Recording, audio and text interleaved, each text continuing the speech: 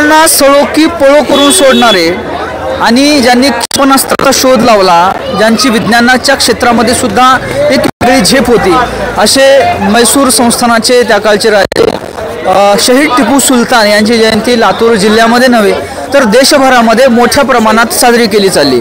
आणि या जयंतीच्या भागामध्ये अन्नदान वाटपाचा कार्यक्रम तरुणांनी आयोजित केलेला आहे। तो कार्यक्रम सुरू आहे, अजून संपन्न झालेला नाही। तर या पाठीमागची त्यांची भूमिका काय होती, टिपू सुलतान यांच्या जयंतीच्या निमित्ताने अन्नदान, तर या मागची यांची भूमिका काय होती हे जाणून घेण्यासाठी आपण यांच्याकडे आलेलो आहोत। आपल्यासोबत आहेत हसन भाई, मला सांगा, आपण टिपू सुलतान यांच्या जयंतीच्या निमित्ताने अन्नदान वाटप करताय, तर हे अन्नदान वाटपाचं कितवं वर्ष आहे आणि या पाठीमागची तुमची भूमिका काय आहे नेमकी? सर, सर्वप्रथम आपला धन्यवाद जी आपल्या चॅनलनं इथं दखल घेतली आणि सगळ्या देशाला पहिले हजरत टिपू सुलतान यांच्या जयंतीची शुभेच्छा।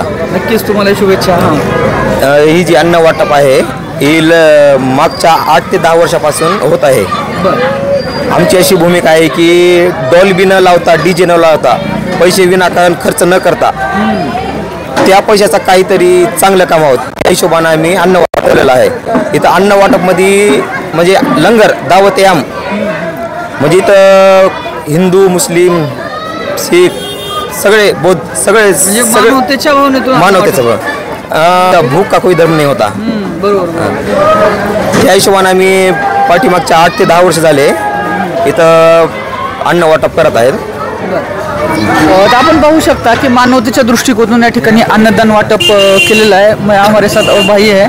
भाई क्या बताएंगे, आप कितने दिनों से अन्न वाटप का आयोजन कर रहे हैं और अपने जो यंग टिपू सुल्तान का मित्र मंडल है वो क्या क्या काम कर रहे हैं कितने दिनों से? ये 8 साल से चलते रहता है जी।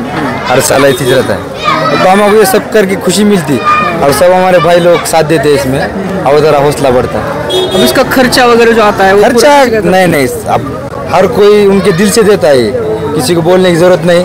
कोई भी बोलता है कि क्या होना बोलो, हम देते हैं, वो सबके साथ। अभी कितने सालों तक चलने वाला है? अभी देखेंगे, अब जितना हो सके और अच्छा करेंगे, इससे बड़ा आगे बढ़ा।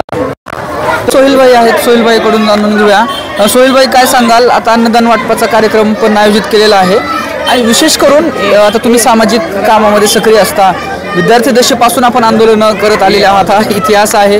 तर या निमित्तानं मला तुम्हाला एक वेगळा प्रश्न विचारायचा आहे की आज सगळ्याच महापुरुषांच्या जयंत्या होतात, पण लोकांनी महापुरुषांना आपापल्या जातीमध्ये वाटून घेतल्याचं चित्र आहे। मर्यादेच्या चौकटीत बंदिस्त केले जाते महापुरुषांना, तर याकडे तुम्ही कसं पाहता, काय वाटतं? सर्वप्रथम मी सर्व देशवासियांना हजरत टिपू सुलतान रहमतुल्लाह अलैह यांच्या 275व्या यौम पैदाइश जन्मदिवस याची शुभेच्छा देतो।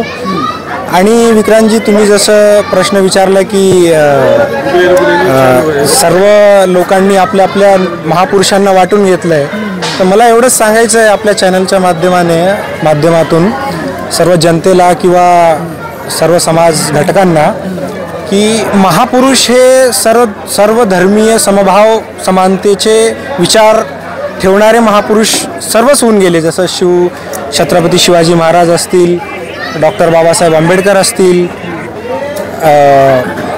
हजरत टिपू सुलतान असतील, अनेक जाती धर्मांचे महापुरुष जे होऊन गेले, तर आपणही त्यांच्याकडे बघते वेळेस असा दृष्टिकोन ठेवला पाहिजे की हे सर्व धर्माचे आणि सर्व जाती धर्मांना घेऊन चालणारे महापुरुष होते।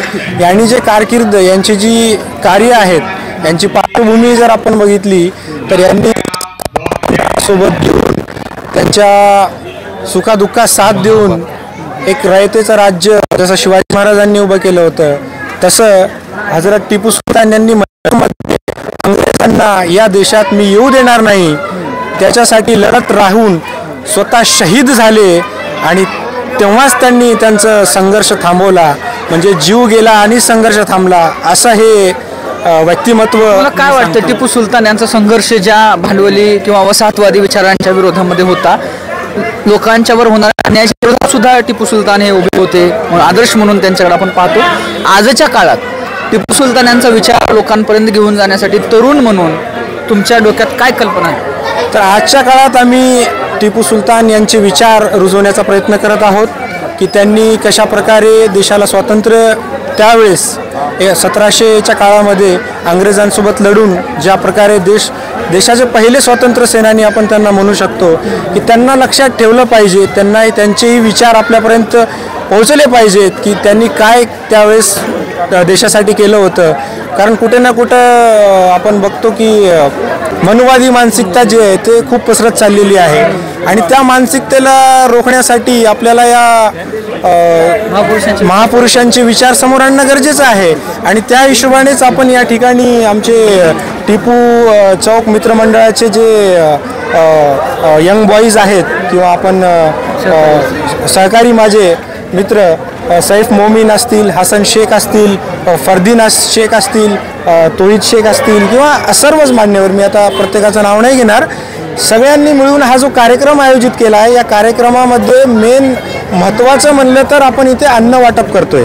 ज्या महापुरुषांच्या आठवणीत स्मरणार्थ आपण हे करतोय त्यांना आपण स्मरणार्थ ठेवून हा कार्यक्रम घेतोय आणि सर्व जाती धर्माचे लोक या ठिकाणी येतात आणि या अन्नाचा स्वाद घेतात. आणि हा जो टिपू चौक मित्रमंडळातर्फे अन्न वाटपाचा जो कार्यक्रम होतोय यामध्ये महाराष्ट्र जीवन न्यूज या चॅनलचा सुद्धा मी धन्यवाद करतो की आपण हजेरी लावली आणि अतिथी म्हणून माननीय विक्रांत शंकेंना पण आम्ही बोलवलं होतं. त्यांनी येऊन या कार्यक्रमाला खूप चार चांद लावले असं म्हणू शकतो, कारण त्यांचं वक्तव्यसुद्धा झालं आणि आपलंही आमच्या सर्व मित्रपरिवारातर्फे खूप खूप आभार, धन्यवाद आणि शुभेच्छा. नक्कीच सोहेल भाई, पत्रकार म्हणून जरी मी काम करत असलो तर समाजामधला एक जागरूक नागरिक म्हणून अशा प्रकारे तरुणांना सहकार्य करणं आणि तुमच्या खांद्याला खांदा लावून एक महत्त्वाच्या विचारधारेशी जोडणं ही एक अभिमानाची गोष्ट असणार आहे. परत आपले खूप धन्यवाद आहेत.